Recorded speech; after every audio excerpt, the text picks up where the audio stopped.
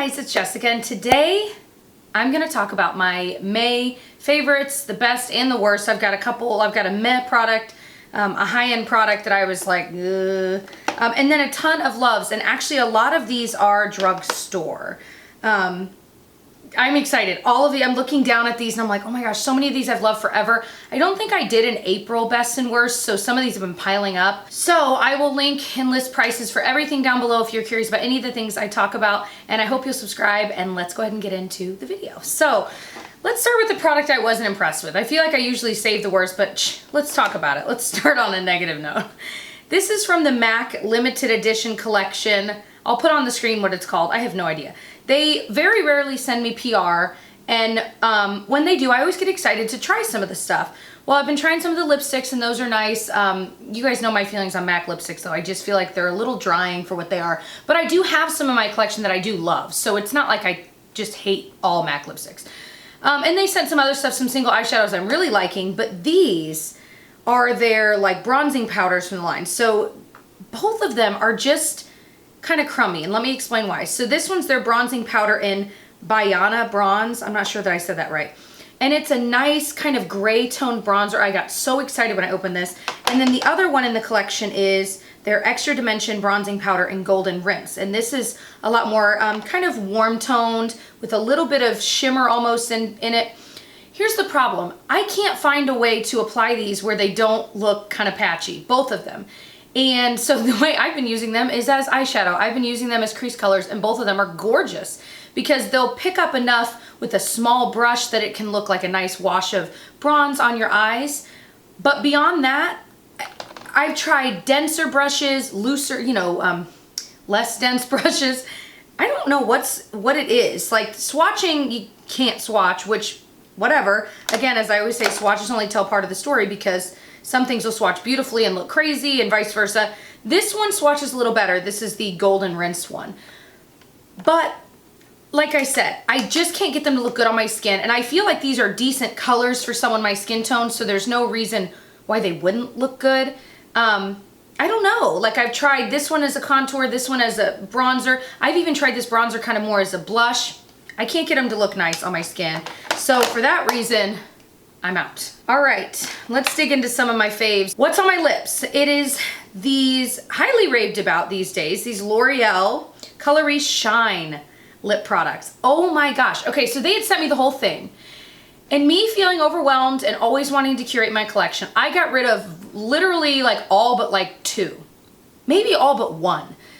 And the one I had kept is the one I'm wearing, Glossy Fawn. It's just a really beautiful kind of brownie nude, which I don't usually go for, but I kind of like it. I don't have any liner on. Sometimes I think it can look a little muddy around there, but I don't know, not enough that I don't want to wear it. They're so freaking comfortable, you guys. Like they're like if you mix a lipstick and a gloss, that's exactly what it is. And this is nothing new. This is not a formula that's like something earth-shattering. I feel like the Revlon lip butters were similar to this. I think these are better. I think L'Oreal used to have, I don't remember what they were called, but I feel like they were very similar to this too. So it's not a crazy new formula, but they're really, I know what it's like. It's just like the Maybelline, oh, what were they called? Oh, Color Whispers. I freaking loved those. They're just like that. So if you missed those, they still make those. They're just like that. So Glossy Fawn is what I have on. And then one that a lot of people like is Shining Peach. And this is one I'd actually gotten rid of, and I went out and bought again myself, because then I was like, dang it, Jessica. And I know a lot of you guys asked when I declutter so much stuff. You guys say, you know, do you ever regret getting rid of stuff? I will say very rarely do I regret it. Very rarely. But every once in a while, like this is like one thing that stood out that I'm like, dang it, I shouldn't have gotten rid of it. I didn't even try it. But Shining Peach is gorgeous. It's just a tad, I think, too light on my lips to work alone. I have to wear it with like a lip liner. But if I've got very weirdly pigmented lips, if you have normal lips, like not like mine, I think you will love this because it's such a pretty pinky shade. It's got this gorgeous sheen to it. Oh my gosh. So those are the two I own. I absolutely love, and yeah, highly, highly recommend. Very comfortable. All right, another product that I have literally, I'm wearing it today. I've literally used every day for like a month. It's so perfect. It's exactly what I was wanting in a highlighter. So if you are tired of the really stroby, crazy highlighters, because in your everyday life, maybe you're in weird lighting where it just doesn't look flattering, or maybe you just don't like that look. You will love these. These are these new Catrice highlighting powders. They sent these to me a while ago, and when I saw them, I thought, they look like they could be up my alley. So this one, my favorite, is in Champagne Campaign, and there's something about this that it's a powder that happens to be glowy. That's almost how I would describe it, because it's definitely a highlighter. Like, I would not put this all over my face, but it's just the right amount. So I'm wearing this right now on my cheeks, and I feel like I put it on my brow bone as well, kind of up here on my nose, and then of course in those traditional highlight areas. I love this. It's just, I could go crazy with it and it never looks crazy. And so when you're in a hurry and you just want that glow, you want to look like your skin is healthier than maybe it is. That's how I'm always trying to look.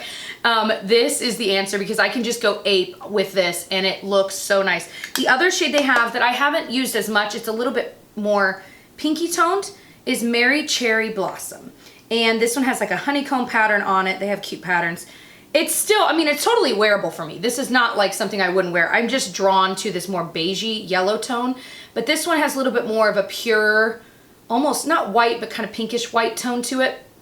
Guys, these are so good. I'm sure they're around $5. Catrice products are very inexpensive, especially compared to a lot of other drugstore brands that are kind of creeping up there. They typically keep their prices, in my opinion, reasonable. They're so good. I would recommend both, but like I said, if you know you like more of a beigey tone, I would go with Champagne Campaign. But either way, I love them so much. Let's talk about what I'm wearing on my eyes. This is from Wet n Wild. They're limited edition, so look in your stores, see if you can find them. I'll see if I can find them online. I know limited edition can be weird. I'm sure Wet n Wild's website probably sells it. So I'll see if I can find it online, but you'll probably have better luck without having to pay for shipping by finding it in a store. But these are, it's from their Flights of Fancy, is that what it's called? I think so, line. And I've tried a lot of their stuff, and Get Ready With Me recently, if it's up, I will link it, where I did try quite a few other things. And honestly, a lot of that stuff from that line is really nice. But these really stood out. So they're their quads, and this one's called Stop Ruffling My Feathers. And I think this one's probably my, ooh, that's a toss-up. I don't know that this one's my favorite.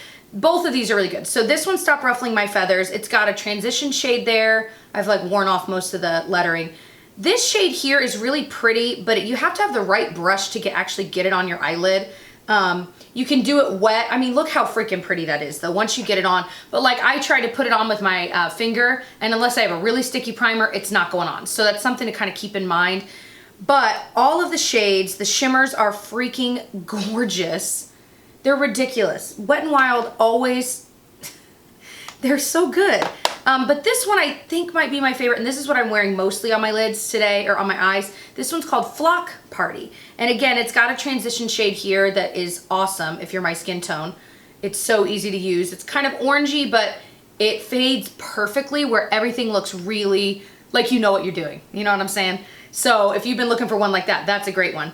And then these two shimmers I have on my eyes as well. There's more of a gold one and one that's a little more kind of champagne-y. I don't have the pink on. The pink is, I really haven't used it, to be honest. Yeah, it's nice, but I just haven't been drawn to use it. So honestly, you don't need both. However, they're both beautiful, and they do have different shimmer colors. So if you're just looking for some really fun shimmers with a couple of transitions. So I also put the transition from Stop Ruffling My Feathers in my crease, like a little more concentrated. That's it. And I have that on my lower lash line. That's all I have. It's just these. And I love them. I think you can do a natural look. Like, I would like to think my look today is pretty darn natural, but you could totally do some fun looks with it too, and they're really inexpensive, so highly recommend. And I don't notice anything weird about like the wear time with them or anything like that. They stay on all day just like any other eyeshadow I use. Another favorite is this CoverGirl primer. This one took me by surprise. I don't know why I have a stigma against CoverGirl face products, but I do. And I don't think I'm alone, and I can't really pinpoint why I've always had this stigma that it never works for my skin, it always breaks me out. I mean, I know I've had past experiences where their foundations have broke me out, and that's probably where it all comes from, honestly. But this primer really blew me away. It's their True Blend Base Business primer, and it's their Illuminating one. I like their pore one, pore filling, whatever it is. That's purple. I've been using that on my nose and I do like that. But this one, I feel like I can use under the mattest foundation and it still makes my skin look healthy. So if you know that you have matte foundations you're using, but maybe you want a little bit more glow all over the face, it doesn't make you look like a disco ball. It's nothing like that. It doesn't have glitter, but it definitely has a sheen to it, and it still will stick through the foundation, and I just really, really like it. This is one of those things that when I have all the time in the world to get ready, I'll put on, you know, a facial oil. I love facial oils. I'll put on a facial oil, and then I'll put on a primer, and I'll put a different primer on my nose, but when I'm in a hurry, typically I'll put a serum on my face really quickly, I'll throw this on, and then throw my foundation on, and it just still looks really glowy. Frankly, it looks pretty much the same as when I take my time with all the steps, but it's much quicker. So I really was surprised. Do I think you can find other primers like this in the other drugstore brands? Sure. I don't think it's anything earth-shattering, but just specifically, I really have enjoyed this, so I figured it was worth mentioning. Okay, I'm gonna mention a meh product, and then I'm gonna talk about 3 higher end products. So just letting you know, they're more expensive. But I've really, I think, I've heard you guys, a lot of you guys have tweeted me and said, Jessica, I feel like you used to talk about drugstore more. And I thought to myself, I'm like, I guess I have. I've really kind of gotten in this space where I've got so many products to try, and I'm reaching for like high-end products that I've purchased with my own money. I want to use those. I spent my own money out. You know, I'm a normal person with makeup that I want to use. So I'm trying to make myself better at sharing with you those drugstore products I am trying, because these are genuinely products that are in my everyday makeup drawer I'm using all the time and loving, but sometimes I forget about them when I'm pulling products for best and worst, because I'm looking for those expensive products that are actually worth it, because I know a lot of you guys are curious about that too. So I guess what I'm saying in a long-winded way is I'm gonna try to be better about making sure I'm sharing those drugstore loves with you, because I do have a lot, and it's not, I don't really need to force it, I just need to make sure I'm sharing them. Does that make sense? Did it really? I don't know that that did. Okay. But this is a drugstore product I was kind of underwhelmed by. This is not a total dud, not a total worst, but just a meh. This is the Flower Beauty Lash Warrior. Now, I love a lot of Flower Beauty products. Their blushes and highlighters are amazing. Their, I actually really liked, and a lot of people didn't, their Light Illusion foundation. I don't mind a lighter foundation look, so I did like this, but I know not everyone did. It's definitely a more luminous, lighter coverage, but I liked it. So there's stuff from Flower I love, but this was not one of them. This mascara just, it was just okay. And I feel like in the realm of mascaras today, you can get great ones for really cheap. And, you know, this wasn't crazy expensive or anything, but I just felt like I couldn't get the curl like my lashes have now. I just couldn't get them to curl and stay. And for me, that's kind of a big deal. And so for that reason, I was like, I don't feel like I need to keep trying this. Now, I will ask you guys, if you've tried this and you know there's like a trick, like maybe it needs to dry out longer and then it's better, because there are mascaras like that, and I totally get that. Let me know, because I'm not going to toss it or anything yet. I'm going to keep it in my everyday makeup drawer, but let me know below your thoughts. Is there a trick to making this amazing? I haven't heard people rave about this anyway, but I'm just curious, because I don't want to waste it if I don't have to. But a mascara that I really, really like, but there is kind of a caveat. It's the Lancome Monsieur Big mascara. I know that Beauty with Emily Fox loves this stuff, and she does insane mascara videos. Well, she'll have like 18 in one video and show them all. She's like a mascara connoisseur. She's a mascara-saur. What was it in The Bachelorette? The guy was a colonosaur, and I laughed so hard. I was like, that cannot be a thing. But I do love perfume, so I get it. Anyway, this stuff, I was excited. I think Lancome sent it to me, which was funny because I had it in my Sephora cart, and I told myself the next time I place a Sephora order, I'm just buying it. I want to know what it's like for myself. And then they happened to send it in a PR thing. It has a brush like I like, a little bit more traditional of a brush. It's not rubberized like the Flower Beauty Lash Warrior is. Here's the thing.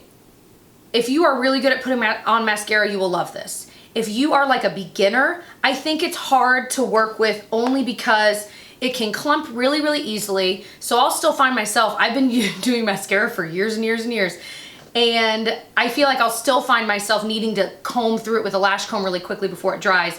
But it gives insane volume, insane curl, and it stays curled all day freaking long. I really like it. I wish it wasn't expensive, of course, and I really find it hard to spend $20 or whatever on a mascara when A, they dry out, you know, they go bad quicker than other products do in your makeup collection, first of all. But second of all, there are so many good drugstore mascaras. The Lash Paradise is one of my favorites. The L'Oreal, no, what's the one? You guys know it, I'm sure some of you are Lash Princess from Essence. That one's even cheaper. I really, really like that. And so it's hard. Like, will I repurchase this? Maybe. Like, here's a scenario where I could see myself repurchasing this. I could see myself repurchasing this if it were on sale, like if there were, you know, maybe 20 or 30% off, something like that. If I had a gift card, no, not with a gift card. I wouldn't waste it. Or I could see myself repurchasing this if I were going on a trip and I was like, okay, I want a really good mascara, you know, I want to be able to use the whole time because it really is amazing, but I don't think I need it all the time because of the price point. Does that make sense? But I really like it. Next is this Charlotte Tilbury powder. I've talked about this before, but I almost didn't include it, but I thought I have to talk about it. I freaking love this stuff. So it's the Airbrush Flawless Finish Skin Perfecting Micro Powder. I have it in #1 Fair. First of all, her packaging is always ridiculously pretty. I'm just about to hit pan on this. I haven't hit pan on a powder other than like my IT Cosmetics like powder foundation I put all over. I haven't hit pan on a powder in like forever. And I'm just about to hit pan on this and I've only had a few months. That's how much I'm using it. So I use this to set my under eye, and sometimes I'll use it on my nose like to brighten these areas because it is definitely lighter than my skin tone. There's no doubt about that. But I used it on my under eye today. Here's what it does. It's really, really finely milled, so it doesn't cake up and crepe up as much as other under eye powders I've used, both loose and pressed. Like, for example, I know a lot of people like the Essence, like banana under eye powder. I can't think of what it's called. I'll put a picture of it on screen. I didn't love that. I don't think it's like the worst product in the world, but I have it in my little regrets bin in my closet because I just felt like when I compared it to this, even though yes, the Essence one is insanely cheaper and I'm all for saving money, but when this does what I wish every powder did, I'm like, it's worth the money. That's what, this is like what I've been looking for. So it'll work over any concealer I use, whether it's cheap, expensive, doesn't matter. It adds coverage. It doesn't crepe up as much. Now, if you put a bunch on, is it gonna look a little bit cakey? Of course, it's still a powder. But I'll just grab a little fluffy brush and just fluff it on there, and it looks so beautiful. It's so beautiful. There's a reason a lot of people rave about this, and that's why I'd originally bought it. And I feel like I will definitely repurchase it, but I feel like I don't know that I ever need another under eye setting powder. Next is a skincare product, and I don't talk about skincare a lot in favorites videos specifically, but I really should because that's 50% of what I'm doing. You know what I'm saying? I feel like, especially I'm 29, I'll be 30 next year. I try to be really cognizant of my skin. Also, I'm laughing because someone the other day, someone said something like, you're 29? Gosh, I thought you were like 38. And I'm like, oh my gosh, do I really look 38? Maybe I do. I don't know. I just thought that was so funny. I was like, that was kind of made me put on a little more skincare that day. Anyway, so this is amazing. This is from Algenist. I had 2 of them. Tyler has 1, and when he opened, I said, Tyler, smell it. And so he smelled it, and I said, what does that smell like? And he was like, it smells like Disney World, Main Street. And I'm like, yes, it smells, if you are a Disney nerd, you've ever walked down Main Street, Disney World, Disneyland, any of them, they pump this certain really sweet smelling smell in the air, and you can smell it. It's kind of like cotton candy-y, bakery, like baked goods, vanilla-y. It smells like this. Now, I try not to love skincare products with fragrance because it really can be an irritant, but there's something about this smell that I'm like, every time I put it on every night, I'm like, oh my gosh, it's so amazing. So it's what, I haven't even read what it is. It's the Recharging Night Press Serum. So it's a serum, but it's kind of in this, you know, cream, if you will. I don't want to use that much because this stuff is expensive. But you just put it all over your face, and it just emulsifies right away into more of like a serum-like consistency. And it is so good. And I feel like when I use it in the morning, my skin's like, yes. I feel like my skin's like, yes, right away. But it's just packed full of really good stuff. I kind of like using a serum that's more like a cream. This is the first serum I think I've ever tried that was in like a cream format. But I really, really have been enjoying it. Way more than I thought I would. And I'm one of those people, and I know how terrible this is gonna sound, but holla if you hear me, because I'm one of those people that when I see skincare products that look very scientific, I'm like, why? Why do I have to have the things that are like super trendy? I don't know. The ones that look scientific, I'm sure are like really, really good, obviously. Well, you'd think. What I'm trying to say is that sometimes, like this is very scientific, I'm like, I don't really want to try it. It's not very cute. Like, who cares? But I'm really glad I did because it is amazing. Will I repurchase? Yes. But it's so expensive, but it's so good. So those are all of the best and worst from the month. Oh, I promised I would talk more about like skincare and stuff. Not skincare, what am I talking about? Like TV and other things I'm really liking. So, TV, we just started watching The Bachelorette for the first time, like ever, and it is the dumbest, most addicting thing. It's so dumb. It's so dumb. And if you watch it, you know what I'm talking about. You can hear where the producers were telling them, hey, say this line, or hey, and that's what's kind of funny about it. But even knowing how fake and ridiculous most of this is, it's still fun to watch. I want to watch it live, but I hate watching all the commercials, so we've been watching it on Hulu like afterwards, and that's been nice because we don't have to go through commercials. But it's fun. It's a guilty pleasure kind of fun. I totally get it, and so we'll see if we keep it up, but we were laughing pretty hard at the episode last night. What else? I personally just caught up with The Handmaid's Tale. That is not a fun show to watch pregnant. Like while being pregnant. I'm like, so that it's just been interesting, but it's definitely dramatic, not for the faint of heart. And it's about kind of a dystopian future America where, because everyone, you know, something happened that made a lot of people infertile. And so they've kind of taken action to make sure that the population doesn't die and that there's still procreation happening with those that are still fertile, the very select few. And it's wild and it's scary because you think, could this ever really happen? And then you think, you never know. And that's what I think is like why people are like addicted to it, because it's like, gosh, like this is crazy. But then you think, when you see how it all, you know, as you watch more, they kind of go back in time, flashback, showing you how things got to where they are today in the show. You think, this could happen. Like, do I really think it's gonna happen? No. I have a little more faith in people than that, but it's just an interesting thought. That's all I'm gonna say. I'm not trying to get political. That's not at all what I'm about. I'm just, and then what else? Oh, I just started watching This Is Us. Why did I start watching all of these dramatic shows while I was pregnant? Anyway, I'm not totally caught up, although my brother, we were texting about it and he ruined like the big thing for me. I'm like, now in all fairness, I'm way behind, but I'm just about to start season 2 and I finally got Tyler to start watching it and he's a few episodes in, he likes it, but he can be sensitive when he wants to be. And so I think he's like, maybe we shouldn't watch this right now. I'm like, okay. It's so good though. So anyway, music-wise, okay, speaking of This Is Us, there's this song in any of the episodes where they show William getting on the bus and meeting his baby mama, basically. I don't know if they ever got married. I don't know to call him wife. Whatever. Anyway, back in the 70s when they flash back to that where he's meeting, and they always play this song, Blues Run the Game. So I found the song because I just loved it. It's, I'm sure, probably from the 70s by Jackson C. Frank. And I have listened to it so much that even Tyler's like, okay, Jessica, you got to listen to a new song. Let me play it for a sec. Catch a boat to England, baby, maybe to Spain. Wherever I have gone, wherever I've been and gone, wherever I have gone, the blues are all the same. I love it so much. It gives me the goosebumps.